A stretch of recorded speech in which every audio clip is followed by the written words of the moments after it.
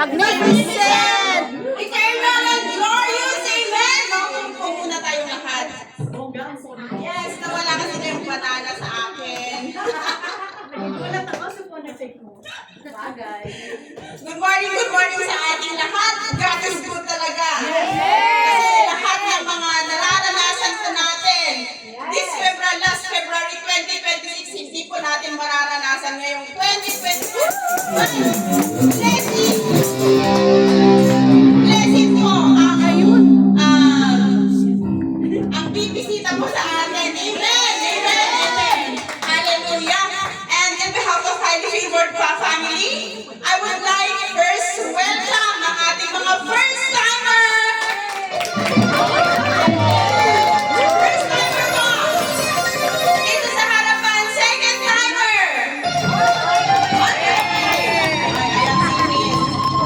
Third-timer! On the way! Fourth-timer! On the way! At ang ating pong nakabalik na galing sa Pinas. Highly favored, let us all stand up and let us all welcome.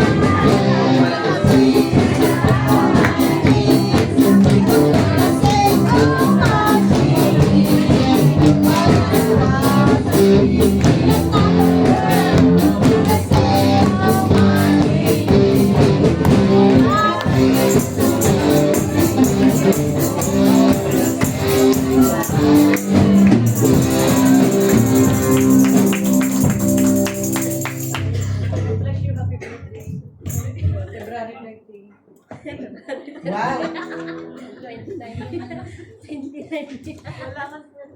Okay, so let's welcome si Marlene. Harvesters. Unstoppable. Sino ba talaga? Harvester.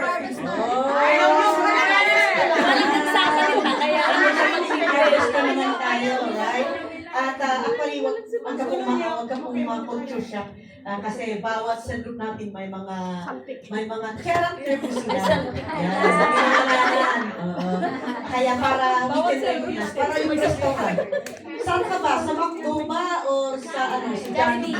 Ano lang yung pupuntahan yan. Kasi ang daming mga fast food, pero kailangan na may pangalan para alam natin kung saan ka namin iligid. So parang ganun, para saan sino yung mag-invite sa'yo? Ayun. So, parang ganun siya. As a team, harvester pala. Yan. So, but anyway, we are representing si God under the ministry ng Highly Favored. At we are so welcome. Happy birthday! Well, in fact, yung presensya mo is nagbigay sa atin ng excitement dahil dumating ka dahil ang tagal-tagal na namin hinihintay. We are waiting for you for so long. Yes, welcome sa Highly Favored. Before napapapuin ka namin, we want to pray for you. Lord, salamat po sa iyong kapangyarihan dahil ang iyong kabanalan at kapangyarihan ang nakapagdala kay Marlene sa umaga nito. Yes, Lord. Ikaw ang nag-lead sa kanyang paraan. Alam po namin na she might be hesitant to come here. There might be other places she wants to go. But we recognize your power, Lord, your presence. Because only your presence can bring the people here. Tinataas po namin si Marlene in our prayers.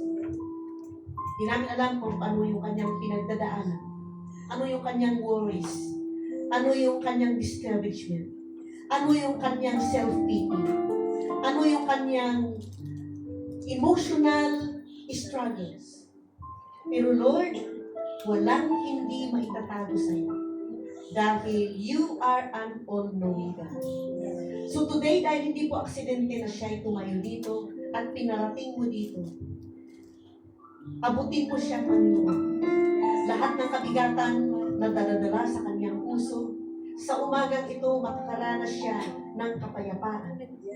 At sa kanyang pagdanas ng kapayapaan na galing sa iyo, makita yung pag-asa. Amen. Makita yung liwanag. Yes, Lord. At makita niyo, Lord God, na she needs you. And we pray, Lord, na when she recognizes na she needs you, she will going to bring her heart to you. Salamat, O Lord, dahil hinahawakan mo at hinihipo mo siya sa iyong pagmamahal, sa iyong kapangyarihan, sa presensya mo. And she will going to leave this place na napalaya siya. Tinanggap ka niya bilang kanyang Lord and Savior. Thank you, Lord. And this is our prayer sa buhay ni Marlene. In Jesus' name we pray. Amen. Amen. Amen. Once again, welcome sa Highly Favored. Welcome. This is your home. This is your house. This is your family. God bless you. And let's welcome Marlene again sa Highly Favored.